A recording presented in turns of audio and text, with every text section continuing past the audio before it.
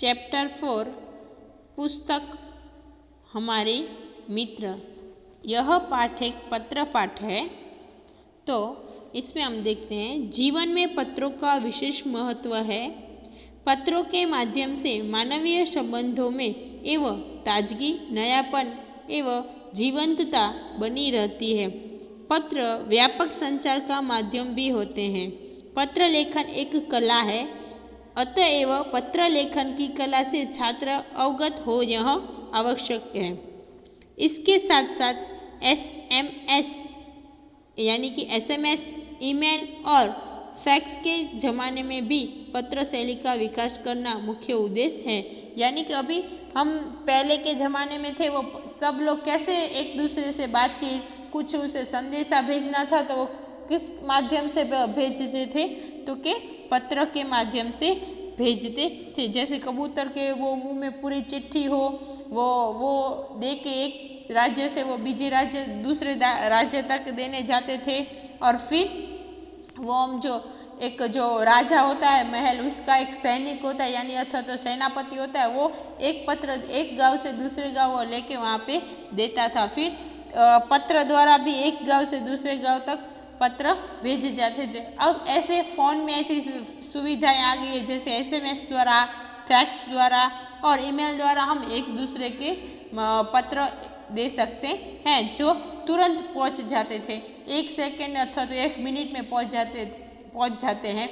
लेकिन पहले के जो थे वो कबूतर और फिर पत्र, वो कुछ समय लगता था, कुछ दिन लगते थे इसलिए। और अभी की जो सेवा आई है हमारे लिए वह बहुत अच्छी है। लेकिन हमें पुरानी सेवा यानी कि पुराने जो माध्यम है एक दूसरे को कोई बात पहुंचाने का, तो वो है पत्र। तो पत्र है वो अभी के बच्चों को भी आने जरूरी है। ऐसे जरूरी नहीं हमारे पास सभी सुविधाएं हैं तो हम पहले का उपयोग ना करें, तो हमें वह उसका भी उपयोग करना चाहिए। तो उसी बात को हमें यह पत्र के बारे में सीखना है। तो 195 तो पत्र कैसे लिखा जाता है कि पुस्तकें हमें ज्ञान तो देती है, लेकिन उनको पढ़ने से हमारा मानसिक विकास होता है। उनको पढ़कर हम आगे बढ़ते हैं। यह पाठ एक पत्र के रूप में है। इसमें पुस्तकों का महत्व बताया गया है, लेकिन हम किसी पत्र लिख रहे हैं, वो किस बारे में पत्र है, तो वो है पुस्तकों का महत्व के बारे में, यानी अथवा तो पुस्तक है वो हमारे मित्र है उसके बारे में बताया गया है। तो उसको लेफ्ट साइड पहले वहाँ पे क्या लिखा जाता है जिसे हम पत्र भेजते हैं, वो यानी कहाँ पे हमें पत्र भेजना है, तो 195 उमियानगर सोसाइटी, मुंद्रा, जिला कच्छ, दिनांक यानी दिन 4/8/2011, प्रिय मनोज। फिर उसको संबोधन जैसे भेजे, प्रिय मनोज नमस्ते, आदर से उसे बोलते हैं। मैं यहाँ सकुशल हूँ, आशा है वहाँ सभी कुशल होंगे। यानी कि मैं यहाँ पे ठीक हूँ और वहाँ मुझे आशा है कि वहाँ पे भी सब कैसे होंगे, अच्छे मतलब ठीक होंगे। पिछले कई दिनों से तुम्हें पत्र लिखने का सोच रहा था। मैं कितने दिनों से तुझे पत्र लिखने का सोच रहा था, परंतु हमारी पाठशाला में वांचे गुजरात अभियान अंतर्गत कई प्रवृत्तियाँ चल रही थी। लेकिन हमारी पाठशाला में यानी हमारी शाला में क्या चल रहा था, वांचे गुजरात ऐसे अभियान अंतर्गत कई प्रवृत्तियाँ चल रही थी। इनमें सम्मिलित हो गया था, यानी उसमें मैं व्यस्त हो गया था।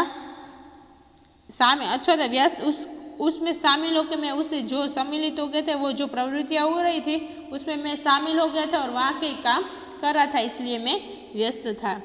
अभियान के संदर्भ में राज्य सरकार ने भी एक सूत्र घोषित किया है। यानी कि अभियान जो चल रहा था वांचे गुजरात, उस संदर्भ में राज्य सरकार ने एक सूत्र घोषित किया है, जो पुस्तक के मित्र वो मेरे भी मित्र, ऐसा एक संदेश यानी सूत्र जैसा एक घोषित किया था।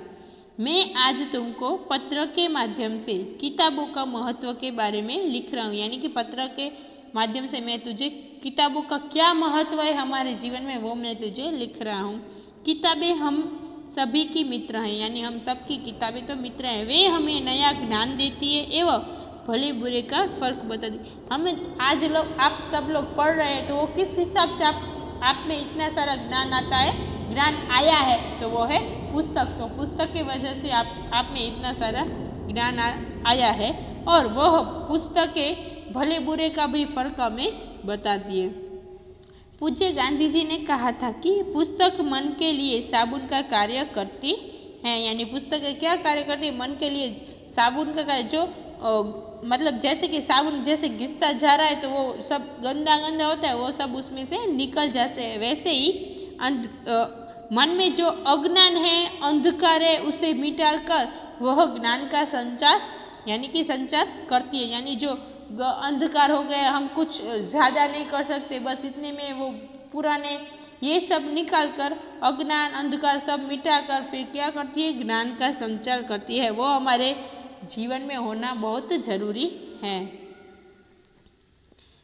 किताबें ज्ञान का स्रोत हैं, जिससे किताबें ज्ञान का स्रोत यानी किताबों की वजह से ही हमें ज्ञान यानी उत्पत्ति, स्रोत यानी उत्पत्ति भी बोल सकते हैं, जिनसे जिज्ञासा की पूर्ति होती है। तो यानी जिज्ञासा यानी ज्ञान प्राप्त करने या कुछ जानने की उत्सुकता, हम जो बोलते हैं ना, वो नया नया कुछ जानने की। वो इतना ही नहीं, ज्ञान और विज्ञान को गतिमान रखती है। गतिमान रखना यानी आगे, ज्ञान और विज्ञान को आगे बढ़ाना। गतिमान रखना यानी आगे बढ़ाना। किताबें मूल्यवान है यानी कीमती, किताबें बहुत कीमती है। ऐसे नहीं कि पैसों से कीमती है, पैसों के लिए नहीं, पर हमें जो ज्ञान हमें मिलता है किताबों से, वो इसके लिए वह बहुत कीमती है। हमें इनको पढ़कर हमारे जीवन को सजाना एवं संवारना चाहिए, यानी कि हमें सुंदर, हमारे जीवन को सुंदर बनाना चाहिए। मित्र, मैं ऐसा कहना चाहता हूँ कि मुझे पैसा नहीं, पुस्तकें चाहिए। तो वो मैं यह कहना चाहती हूँ कि हमारे लिए पैसा नहीं, पर हमें क्या चाहिए, पुस्तक। हमें पुस्तक से ज़्यादा लगाव होना चाहिए, पैसे से लगाव नहीं होना चाहिए। जन्मदिन के अवसर पर पुष्प का गुलदस्ता नहीं बल्कि किताबों की भेंट देनी चाहिए। यानी कि हम जब मेरा जन्मदिन, मेरा या फिर किसी और का भी जन्मदिन आए, तो हमें गुलदस्ता यानी कि जो फूलों से बना हुआ होता है ना, गुलदस्ता, फूलों और पत्तियों से बना हुआ गुच्छ, पुष्प गुच्छ हम बोलते हैं, वो देने से अच्छा है हम उसे एक पुस्तक दें, जिसे वो पढ़कर अपने जीवन में कुछ ज्ञान पाए। इसलिए अब आपका जब भी जन्म आपका हो, या तो आपने किसी दोस्त को अपने घर जन्मदिन पर बुलाया हो, या तो आप किसी दोस्त के घर जन्मदिन में गए हो, तो उसे और कुछ गिफ्ट, तोहफे गिफ्ट देने के बदले आपको क्या देना, उसे एक पुस्तक देनी चाहिए, क्योंकि उससे उसका ज्ञान बढ़ता है। पुस्तकें हमारी मित्र है और रहेगी। पुस्तकें हमारी मित्र ही है और हमेशा वह रहेगी। इनको पढ़कर ज्ञान अर्जन करने की जिम्मेदारी हम सबकी है। यानी ज्ञान उन सबको ज्ञान अर्जन करें, यानी ज्ञान बढ़ाने का काम, यानी कि हम किसे देते हैं पुस्तक, फिर वो पुस्तक पढ़ता है और उससे उसका ज्ञान बढ़ता है। और अर्जन करने की जिम्मेदारी हम सबकी है, और यानी ज्ञान प्राप्त करना बहुत ज़रूरी है और बहुत कुछ नया नया हमें सीखना ही चाहिए।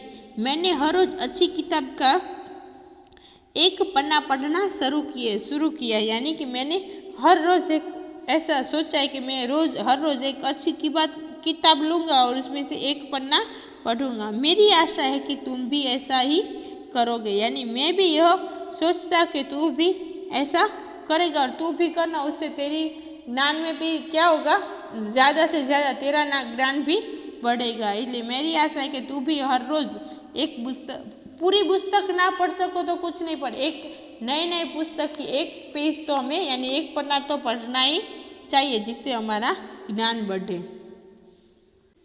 चलो आज से संकल्प करें कि दोस्तों के जन्मदिन या शुभ अवसरों पर शुभकामना के साथ साथ किताबों की मूल्यवान भेंट देंगे। यानी चलो आज हम सब लोग संकल्प करें, यानी कि दृढ़ निश्चय करें ऐसा कि अब किसी को भी कोई तोहफा देना होगा या फिर किसी का कोई जन्मदिन होगा तो शुभकामना तो हम उसे देंगे और साथ ही साथ उसे किताबों की मूल्यवान भेंट भी देंगे। यानी किताबों का बहुत ही ज़्यादा महत्व है, तो वो किताब से बड़ी कोई अच्छी भेंट ही नहीं हो सकती, तो हमें उसे क्या देंगे, किताब भेंट में देंगे।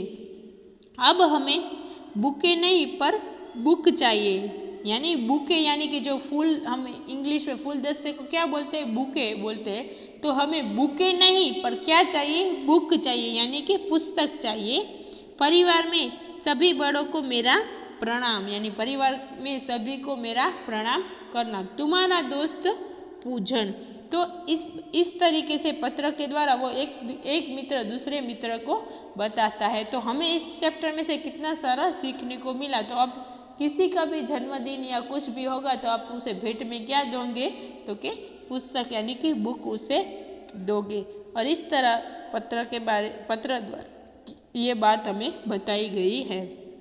इस चैप्टर के शब्दार्थ है अभियान यानी झुंबेश, किसी अच्छे कार्य के लिए प्रवृत्त होना, यानी सब एक साथ होकर कुछ एक अच्छा कार्य करे वो। जिज्ञासा यानी कि ज्ञान प्राप्त करने की उत्सुकता। गुलदस्ता यानी सुंदर फूलों और पत्तियों का बना गुच्छ। संकल्प यानी कि दृढ़ निश्चय। इस चैप्टर में जानने जैसी बात इतना जानिए। इसमें कुछ हिंदी वर्ड्स दिए गए हैं, उसका गुजराती वर्ड्स हमें जानना है कि इसको गुजराती में क्या बोलते हैं। कुंजड़ा यानी कि काचियो। घड़ी साच यानी कि घड़ियाल यानी कि घड़ियाली। बजाज यानी कापड़ियो। जिल्दसाज यानी बुक बाइंडर। खरादी यानी संघाड़ियो। खटबुना यानी खाटलो भरना। तमोली एटले तंबोरी एटले पानवाड़ो। पंसारी यानी गांधी। हलवाई यानी कंदोई अने सौदागर यानी कि व्यापारी। तो यह थे गुजराती नाम। अभी यह आपको कुछ चित्र दिखाई दे रहे, उसमें आपको कुछ समझ आया? तो फर्स्ट है भारतीय डाक, इंडिया पोस्ट, उसका एक चीन है, उससे हम पता चले कि ये भारतीय डाक का है, तो इससे हम बोलेंगे भारतीय डाक। यह चित्र भारतीय डाक को सूचित करता है। यह एक है डाक बॉक्स, तो जहाँ पे हम पत्र एक जगह से दूसरी जगह तक पहुँचाते हैं, पत्र इसमें डालते हैं और यहाँ से जो पोस्ट ऑफिस में जो पोस्टमैन होता है ना, जो एक जगह से दूसरे जगह पहुँचाता है,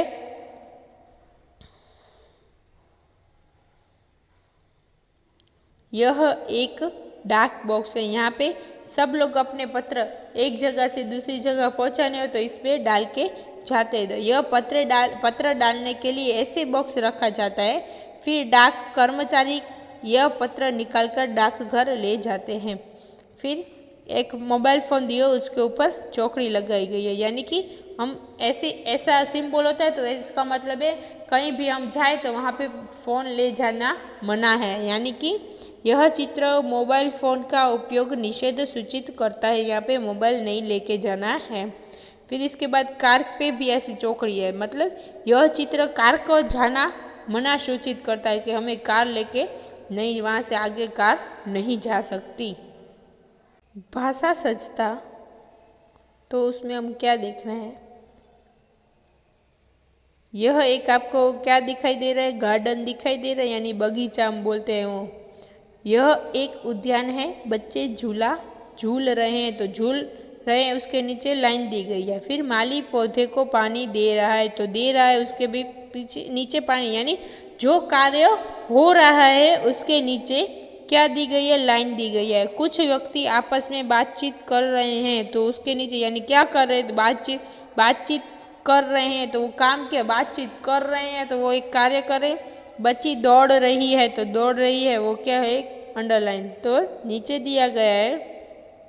इन वाक्यों में से कहीं कुछ कार्य हो रहे हैं, यानी इन वाक्यों में तो कुछ ना कुछ कार्य हो रहे हैं। जो पद किसी कार्य के करने या होने का बोध करवाए वह क्रिया कहलाते हैं। तो इसे हम क्या कहेंगे, इसे कह सकते हैं क्रिया, यानी हम कुछ कार्य करते हैं उसे हम क्या कहेंगे, क्रिया करवा रहे, यानी कुछ कर रहे हैं, बोध करवा रहे हैं, वह क्रिया कहलाते हैं।